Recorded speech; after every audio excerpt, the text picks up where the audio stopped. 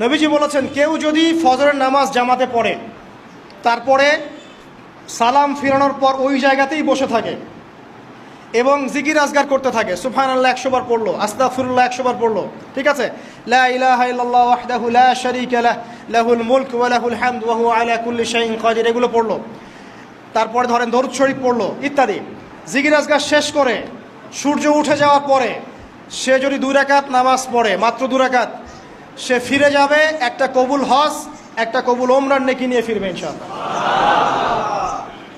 আরেকটা নামাজ আছে, যদি পসিবল হয় পড়তে পারেন, 8টা থেকে 10টার মধ্যে পড়ে ফেললে ভালো, এরপরে সূর্য উঠে যায়, সূর্য গরম হয়ে যায়। সেটা হলো আপনার এই চাশতের নামাজ, যেটাকে আমরা বলি সলাতুদ দুহা, চাশতের নামাজ। আমরা অনেকে রিজিকের সমস্যায় ভুগি না, দারিদ্রতা, রিজিকের সমস্যা, আমাদের অভাব, এই সমস্যা আছে না? চাশতের নামাজ যে ব্যক্তি নিয়মিত পড়বে তাকে 2টা ফজিলত দেওয়া হয়। কয়টা ফজিলত?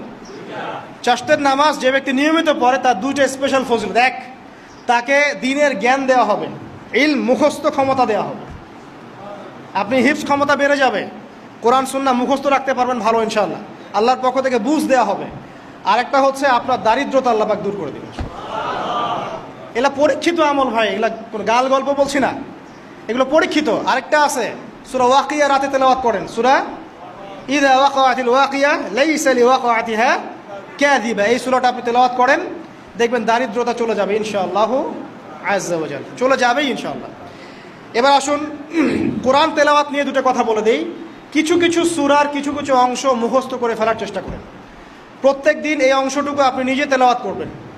ফর এক্সাম্পল, সূরা বাকারার প্রথম 5টা আয়াত, তারপরে আয়াতুল কুরসি 255 নম্বর আয়াত, সূরা বাকারার শেষের 3টে আয়াত, সূরাতুল আলে ইমরান শেষের 10 আয়াত, সূরা কাহফ প্রথম 10 শেষের 10, সূরা মুমিনুন শেষের 5-7টা আয়াত, সূরা তাওবার শেষ পৃষ্ঠা, সূরা আহজাবের শেষ পৃষ্ঠা, সূরা ফালাক, সূরা নাস, সূরা ইখলাস, সূরা কাফিরুন, সূরা জিন এর প্রথম 10টা-20টা আয়াত, এছাড়া আরও সূরা হাশর শেষের 5-7টা আয়াত। এগুলো মুখস্থ করে ফেলেন, প্রতিদিন এগুলো আপনি চর্চা করবেন, পারবেন ইনশাআল্লাহ। প্রত্যেক দিন যদি কোরআন তেলাওয়াত করেন একটা নেকি আছে, একটা ফজিলত স্পেশাল, সেটা হলো কোরআন কিয়ামতের মাঠে আপনার পক্ষে সুপারিশ করবে। আর কোরআন যার পক্ষে সুপারিশ করবে ইনশাআল্লাহ তাআলা সে জান্নাতে চলে যাবেই ইনশাআল্লাহ। আর কোরআন যার বিপক্ষে সুপারিশ করবে তার কি জান্নাতে যাওয়ার কোনো সুযোগ আছে ভাই? আল্লাহ বোঝার তৌফিক দেখ, আমিন।